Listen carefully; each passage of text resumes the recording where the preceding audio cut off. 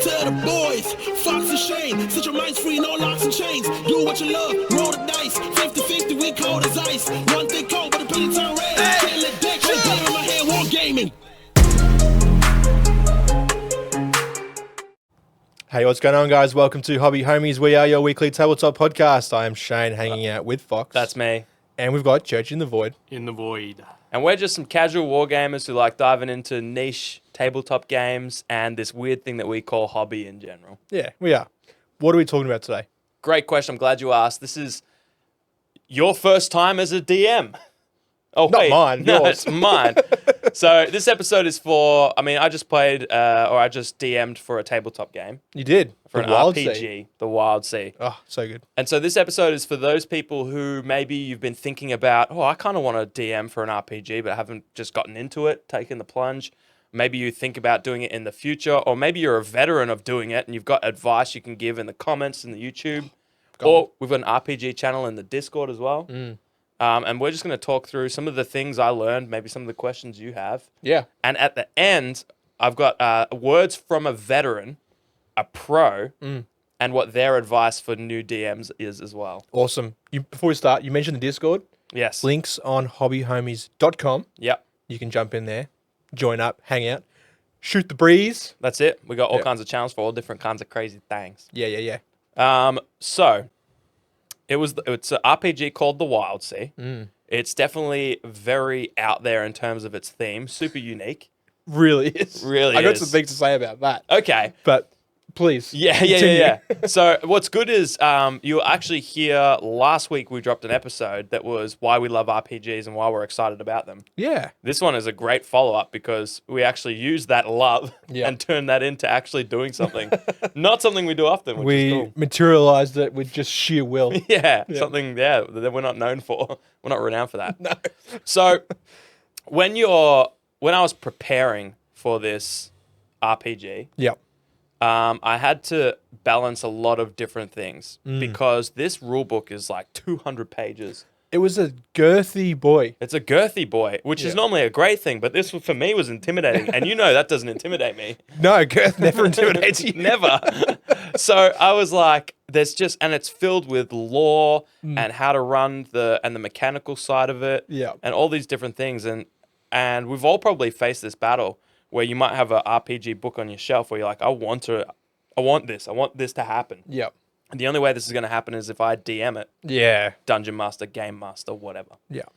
But this book is so big and I don't know anything about it. I don't know where to start. And that comes into my first piece of advice, having just done this myself. Just do it. Just do it. Yeah, man. Just do it. But you might be like, what does that even mean? So I think if I could pinpoint it, it's you just need to know enough of the rules to be able to tell a story. Yeah. How much do you think of that girthy rule book is rules? Oh, great question. And how much is law? It's- Because that's another thing that's also like, like you look at the 40K rule book, and you're like, okay, yeah, like, 75% of that is probably rules. Yeah, But there's yeah. also a massive chunk of law. Yeah. Is this a 50-50 mix? Is it more law than rules? Like, where do you... It's interesting you say that because unlike a lot of tabletop games where the definition of law and rules is so clear cut, Yeah. I feel like in RPGs, it's kind of a blurred line because it's like, all right, here's a piece of law on how they cook food. Yeah.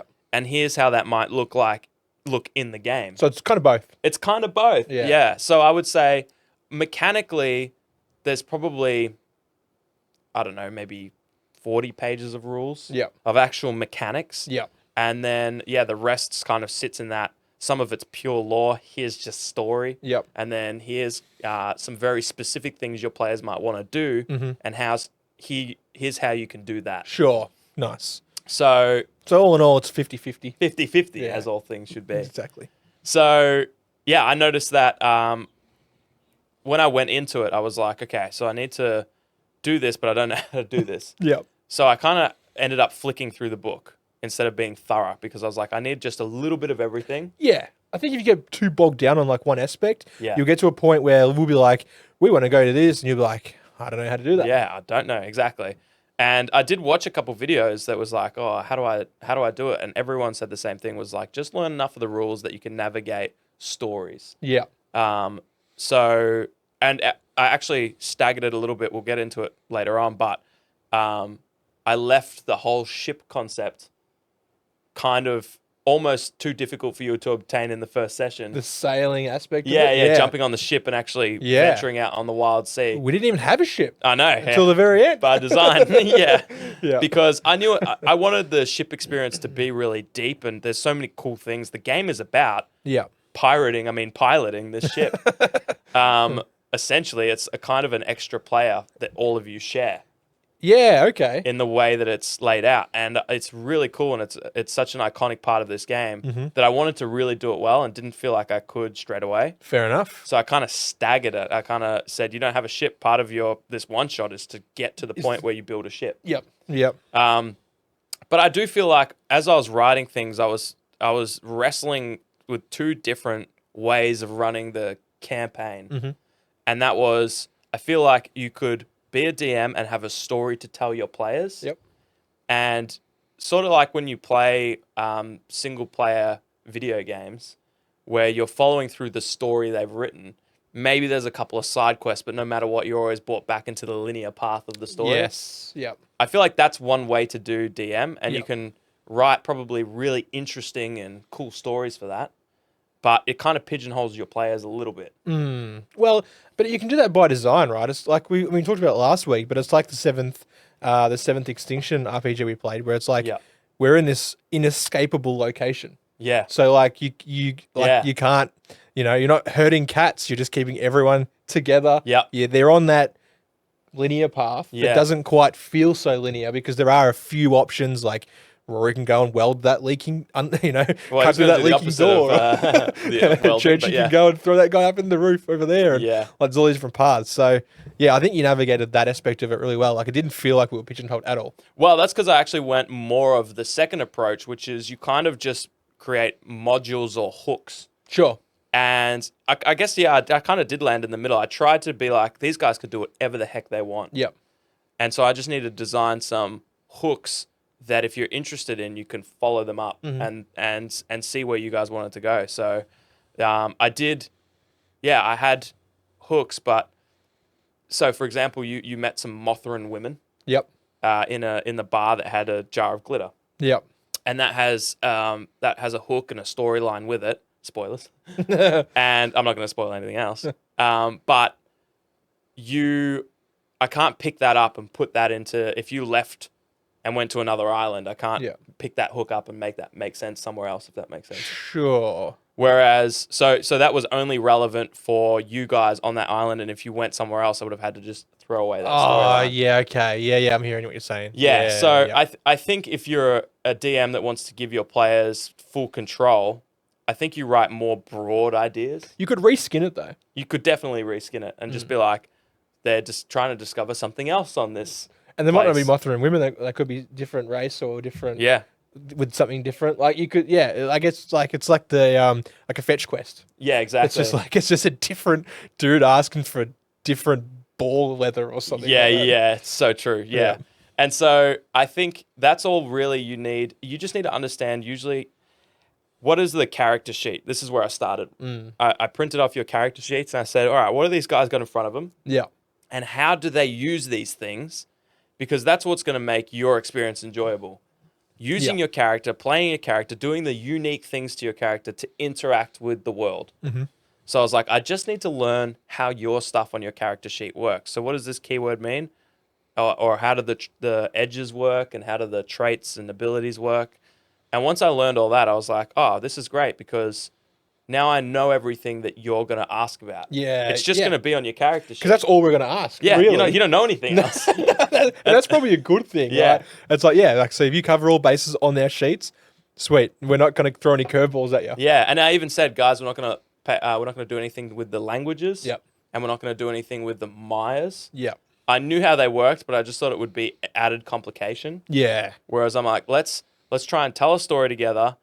Let's use your specific abilities and weapons so that you can play your character in a rewarding way. Yeah. And then we'll figure out the rest together as we go. And I think you did an excellent job. Like, thank you. As a first-time DM, well, I mean, we kind of did like a root RPG, you and I. Oh yeah. I don't count that. That was just us rooting in the garage. It's kind of like us playing Alien. Like, true. They're gonna scratch that from the it's like IMDb. We've requested those things not to be on our profile. Yeah. We don't want credit for those. No thanks. Yeah, but as a first time DM, you did an excellent job. Like, we had an absolute blast.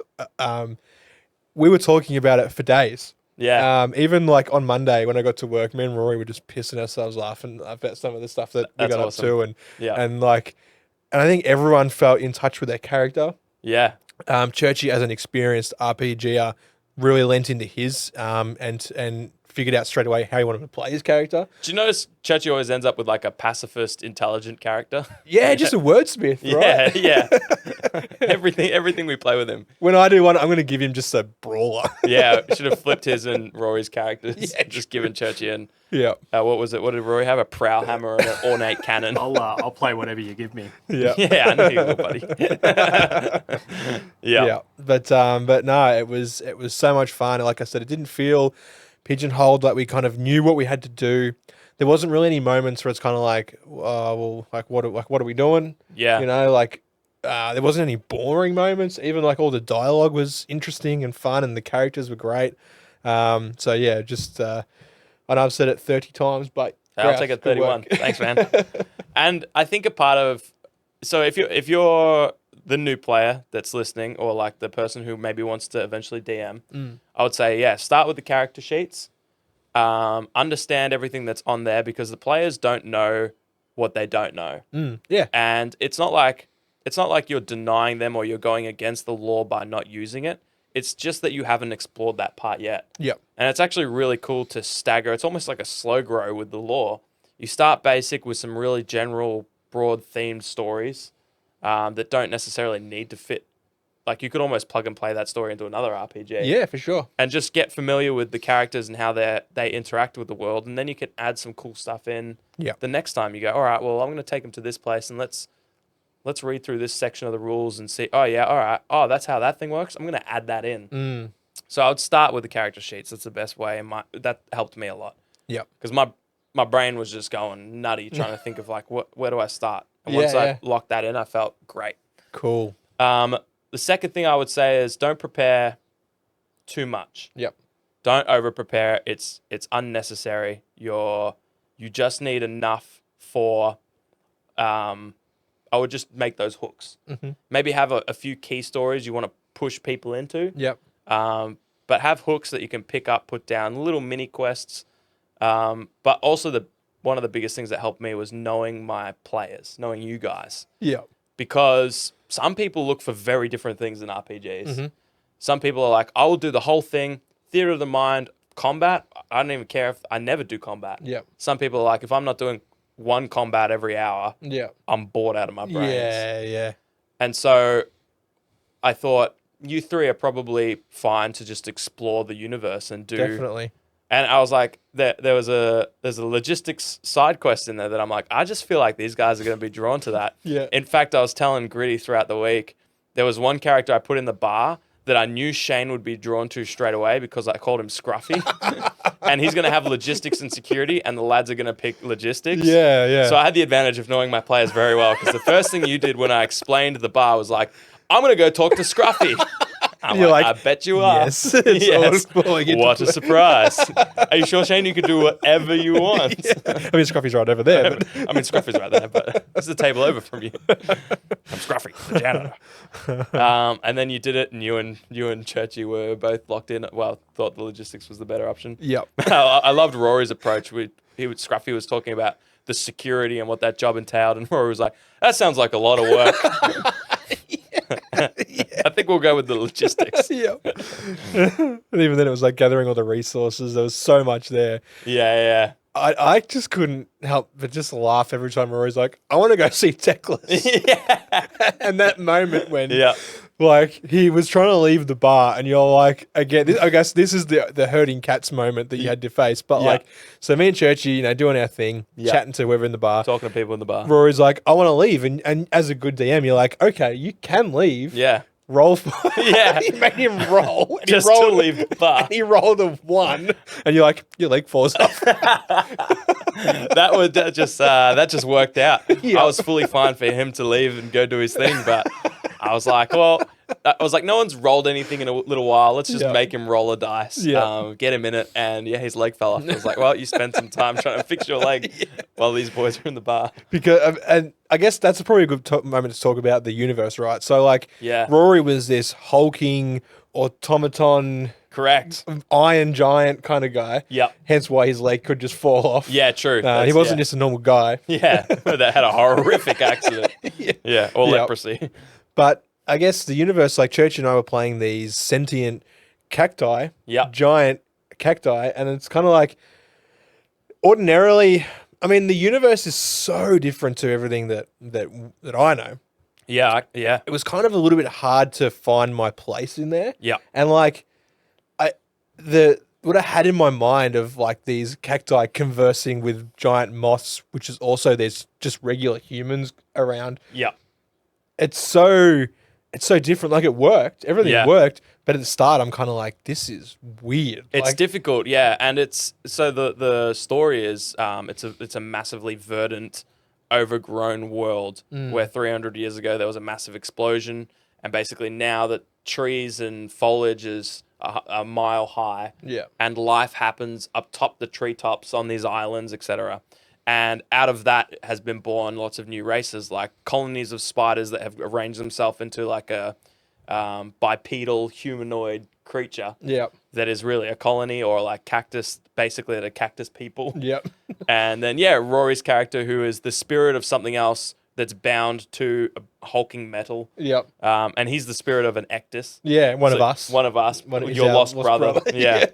That's why his name is Hardwood, despite being metal. Made of iron. So, and it's quite an out there world. It's not like, it's got a post-apocalyptic leaf punk vibe, they call it. Leaf punk. Which is steampunk, but in this leafy world.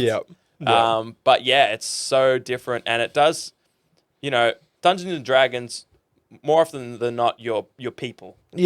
Or you're so humanoid, you might as well be people. It can, and like other sci-fi ones, Space Marine or Warhammer ones. Even like aliens to an extent. You're most likely, bipedal. You got 2 arms, humanoid. 2 eyes, 2 ears. You just got like antennas. And you're like, I could see myself green with skin antennas. or something like that. And it's so easy to like place yourself or to just picture it being normality, but like that universe is just wild. So weird.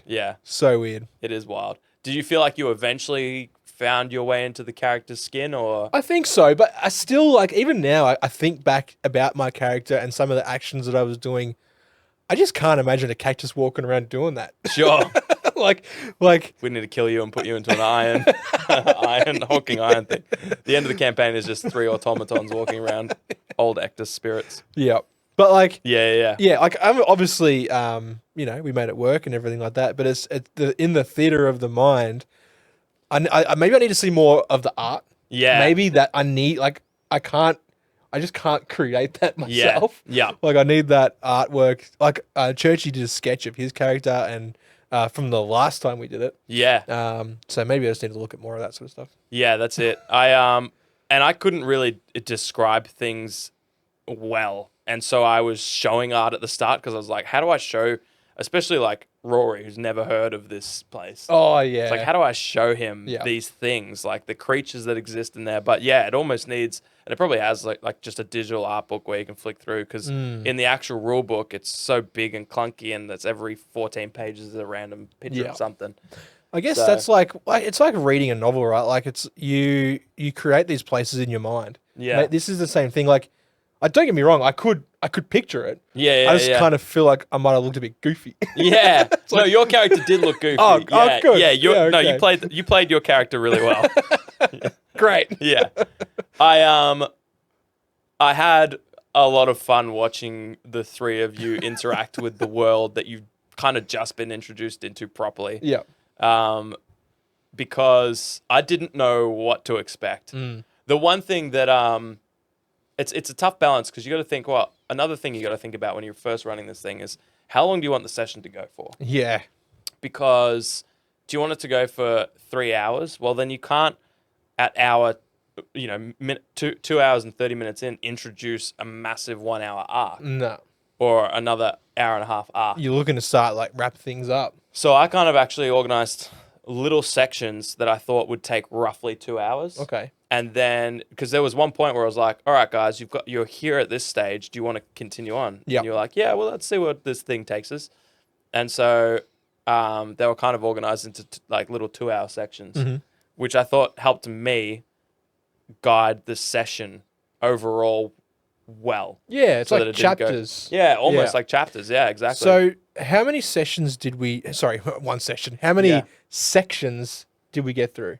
well, How long did we play for? I know it was like midnight when did we play for about 5 hours? Must have been 5 hours. But it was- probably 4 hours of play. Yeah, I was going to say, I think it was probably only about, 3 to 4 hours of play. So I'd Yeah. say there was like one section Yeah. with a little halfway point. Okay. And so you guys played a full section, Sure. which was good. Yeah.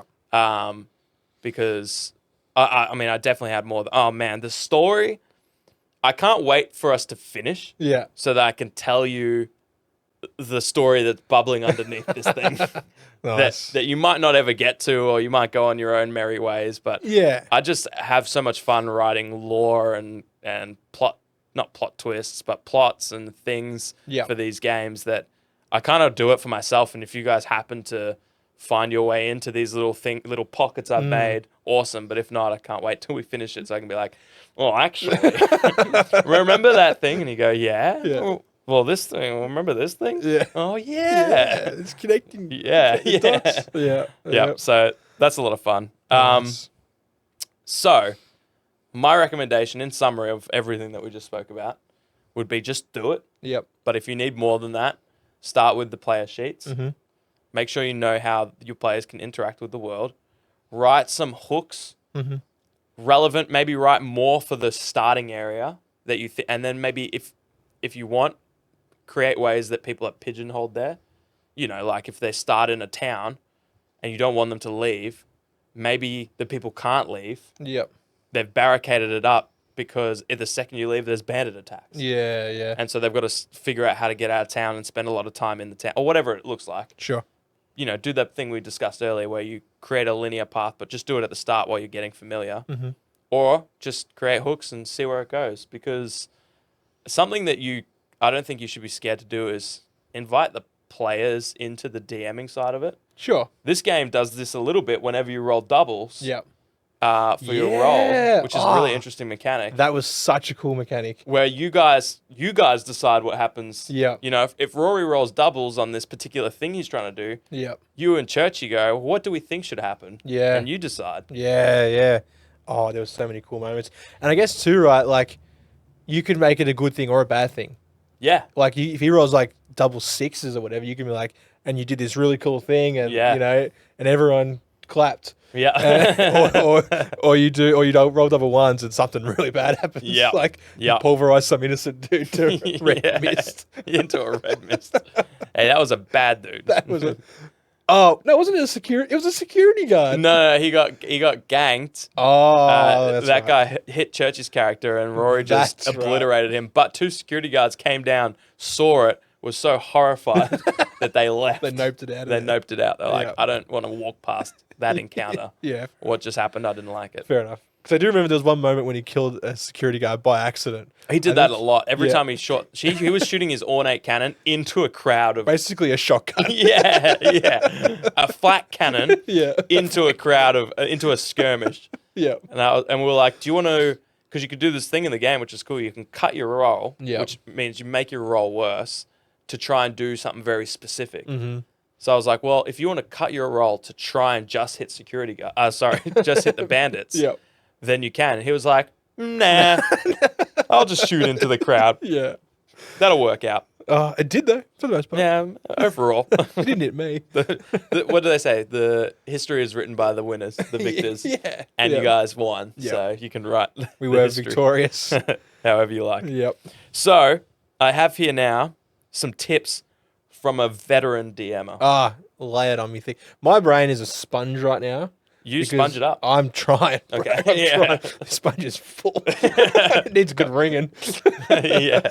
But I messaged you the day after, and I'm like, tell me everything you learned from last night. Yeah. Because I need that information. Because you want to run a a Call of Cthulhu one. Yeah, very cool. I hope to do that like in the new year. I've already got a few ideas for it. I'm so torn between running a pre-made campaign or making my own, because I've got some really cool ideas to make my own.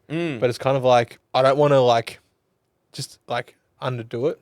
You know what's funny? That's a really good point you bring up, because I had that same decision. And I was reading through one of the pre-mades, and the pre-made campaigns expect you to know a lot more than I would say you need to know if you were doing it yourself. Sure, okay. Because when you make your own little campaign, you put in what you know. Yep. Whereas when you run a pre-made, it's like, oh, they've got this thing. You're like, oh, well, now I need to know how that works. Yeah, what's that? And then this thing shows up. Well, how does that work? Like, even the way that you guys fought the bandits is different to how maybe combat works.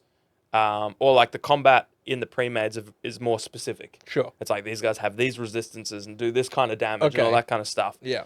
And it's like, so I would actually recommend, I mean, I don't know any better because I didn't run the pre-made, but I would recommend just doing your own thing, putting in what you know. I feel like pre-mades are good for if you actually already have an understanding of the game. Okay. Yep. Or have a crew that is willing to be patient while you go, well, let me just check that. Yeah. All right, this happened. And you kind of learn how to do it together. But I'd rather use the rules more like guidelines. Yeah, for sure. I think that's how it's supposed to be. Have fun. Yeah. Yeah. Good. Good. That's good. That's how I would do it too. But yeah. Very good. Yeah, you're going to do great. Thanks, dude. Has this helped you at all then as someone who wants to run a... So much. Oh, good. It's also a really good podcast. Thanks for having me on. No, anytime, man. Anytime. No, that's enough out of you. So, Ollie's tips for DMing, by the way. This is from Ollie. Oh, of course. The master DM. He said, number one, be prepared. And he wrote that because I said, sorry, I messaged him asking him about this today. Me minutes before we record. Yeah, and I was like, sorry, man, I'm unprepared. He's like, my tip number one is be prepared. So he said the hardest thing starting out is finding the sweet spot of preparation, which is kind of what I alluded to before. Yeah. You don't want to be over-prepared where you've written a bunch of stuff no one uses. You don't want to be under-prepared so that you're kind of trying to think things too much up on the fly. Yeah. You can riff a little bit as a DM, and if you're good at it, you can riff harder. But you want to have like little hooks. So he says, so having little modular encounters or concepts can work really well that you can drop into any branch of the story. Yeah. Learning to fail forward. Any outcome of a check, positive or negative, can move the story forward. Yeah. Learn to use fails to move stuff in a different direction. That's really cool. I thought, until I read that just then, because I haven't read these yet, I thought fails meant adding something interesting that they have to overcome to be able to then get back on track with the story. Okay, like a hurdle. Like a hurdle. Yeah. But it's interesting that he says you can use that to drive the story. I'd have to like think about how I do that more, but that's really cool. I wouldn't have thought of that. Yeah. Nudging. It's easy for players to spin in circles, particularly if they're new. Don't be afraid to get them moving. You can do that by introducing some NPC or information. I feel like I did this organically. You did. Yeah. Because we went from one bar to another. Yeah. We bar hopped. You bar hopped. And Scruffy came in, bashed open the door and said, you guys are idiots. Yeah. By the way, here's enough money to buy a ship. Hooroo. Yeah. Shut the door. Yeah. And that's not your fault. It's mostly mine because I didn't communicate well. You said 15 and we're like, we've got 14. Yeah. We've got to find that other one. Yeah. I was like, all right, guys, 10 would buy you a small ship, but for what you need, probably closer to 15. And because I said 15, then I think you all had it in your head. So when the guy offered you 10 and the other people offered you 4, you're like, it's not enough. All right, this is going nowhere. We need to get, and then Church is like, I can't do 4. I need 5. You need to do 5. The wordsmith, the master haggler, out of the deal. He's like, I know, we're wheeling and dealing. I think he said wheeling and dealing about 4 times. Well, he was wheeling and dealing. It was so good. I liked it when he got into it with Teckles. They were arguing over like one steak for a ship. I liked it when Teckles was dealing with this massive band in a second church. He's like, so can we pencil it in for 9 o'clock? Yeah. It's like, all right, and after we go check out the bandits, can we pencil something in? He's like, yeah, sure, whatever, dude. And after, in the blood and the gore and the carnage of combat, Church's character was like, so we still on for tomorrow? I just want to check. Just want to make sure we're still on. That was the best because it really locked his character in as, I loved that he's sitting up on the ledge documenting the combat. Yeah. Because that's something that needs to be, in my head, that made Church's character so cool. Yeah. Documenting the fight as a historian, a scholar, and then thinking, all right, well, I don't have much to add in combat. Yeah. Maybe I could go punch a bandit or something. Yeah. But I've got my mind. Yeah. So what can I see? How can I help? What can I do? All right, let's see. There's a little juddering jet bike down there and people in help over there. Yeah. If I carve away around there. Yeah, it was just really cool. And what's I sent you guys an AI narration That was cool. of the story. That was cool. And what it cut out at the end because I didn't have enough, like it was a free AI thing. Yes. So I wrote out the story and got someone to narrate over it that was basically telling these guys your story as like a fable. And from the end, it says, from the Diary of Thorn. And it cut that off. And so the idea was a narration that was written by Church's character in his later years. Telling the story of you playing it. It's in this like autobiography. Yeah. Oh, that is so cool. And that came to me from him sitting up, analysing, trying to pencil in 9 o'clock meetings. As they say, the pen is mightier than the sword. Exactly. And he picked up his pen. Yeah. So, and finally, the last tip from Ollie is he finds it way easier to DM games that he wants to DM. Yeah. And that's actually a super good point because the catalyst for me doing this was how much I wanted to do this. Yeah. As opposed to people probably going to us, like us going to Ollie all the time. We want to play this. It's probably like, oh, yeah, cool. All right, I'll do it. Yeah. Because I'm a good DM. I'll do my thing. But it's like, as a DM, you're going to put so much more effort into something you're passionate about. Yeah, like you're already half invested in it. Yeah, you love it. Yeah. And so you're reading the law and the rules for you. Yeah. And a byproduct is a better experience for the people. So, Yeah. Anyways, those are a few tips from me, some guy that just ran one session. Well, 32 times, you did a fucking great job, dude. Yeah, thanks, man. No worries. Yeah, and I'll hear at 35 if I have to. Well, I'll reach my quota. Yeah, fair enough. There's more compliments than you've ever given me in your life. So, I'll just take it. I'm probably booked up for the next 5 years at least, dude. Hopefully this has helped all of you sitting there listening or standing. Maybe you have a standing desk. I don't know. Maybe you're laying down. Yeah, I didn't even think about that. Yeah. That's sexy.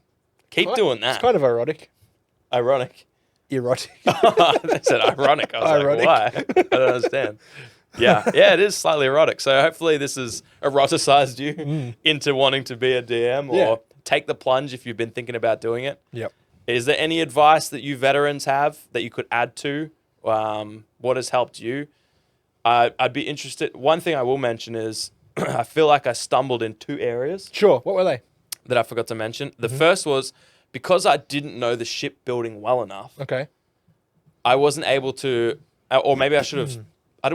Maybe I should have told you how ships building worked at the start, so we could have navigated that stake system better. Okay. Because me telling you 15 when we went to build the ships, I mean, you guys were building like cargo, but you could have done it with 10. Yeah.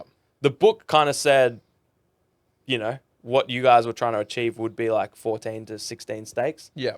But I think you could have built a standard ship with an extra cargo bay and a couple extra guns on it for 10. Sure.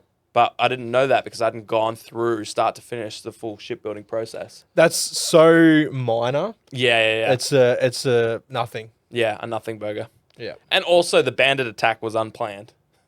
Really? So, yeah. So I was like... What spurred that on? The fact that I was like, it feels like we're getting to close to the end of where this session is. And I want to give you guys a little splash of combat. I can tell you right now, if we didn't have any combat, still would have been a great time. Yeah. I thought you guys would have felt that way. But I just wanted to throw a little bit in there. But it was good. Yeah. Because excellent. it named our ship. It did name your ship. It did name your ship, and it did cement your characters into doing something different. Yeah. Like, you carved your way through as a melee prowess. Oh, but your throwing swords were reigned true. True, they did. They were so good. And Rory felt strong, and I think he really liked that about his character. And Churchy navigated not being, prowess, a combat gooderer person. Aficionado. Yeah, aficionado. Yeah. So I thought it really added a lot of stuff to your characters. So, but I think I should have had something planned for a little bit of everything. Yeah. You know, if I want to force combat to happen, how do I make that happen? Yeah. If I want to force them to do this because I think that's what they need as a group, how do I do that? So, but yeah, little minor things. That was good. But yeah, so if you have any tips for newbies, or if you have any questions as a newbie, let us know in the comments of this YouTube video or in our Discord. Yeah. Thank you so much for watching and listening, and we hope that you've learned something, and I'm looking forward to reading the comments and people's valuable experience. Yeah. And fun fact, we've replied to every single comment ever. I think. Probably. Yeah. Yeah. Or we at least give it a heart if it didn't need a reply. But some we've things seen it's every single hard one. to reply to, but we acknowledge them. Yeah, someone says mean things about us and we just heart it and move on. That's But what really, we we don't heart it. We take it to heart. Yeah, that's what that heart means. We took that to heart and we just booked an extra session with our therapist and here we are. But we do see it every comment. So. Yeah. Thank you to everyone that likes, subscribes, follows along, joins the Discord. You guys are awesome.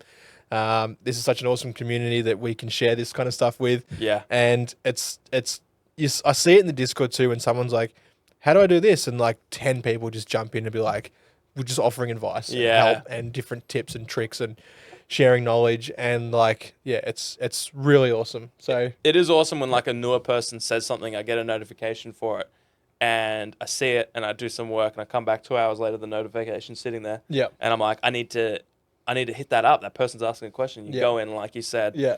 They're already sorted. Someone's already they're already doing it. Yeah. It's very cool. We have a community of people they're so unique in that they get so much out of sharing the hobby with other people. Yep. And you're our people. Yep. You are our people. Like just those that you don't just post something and be like, look how awesome this thing I did is.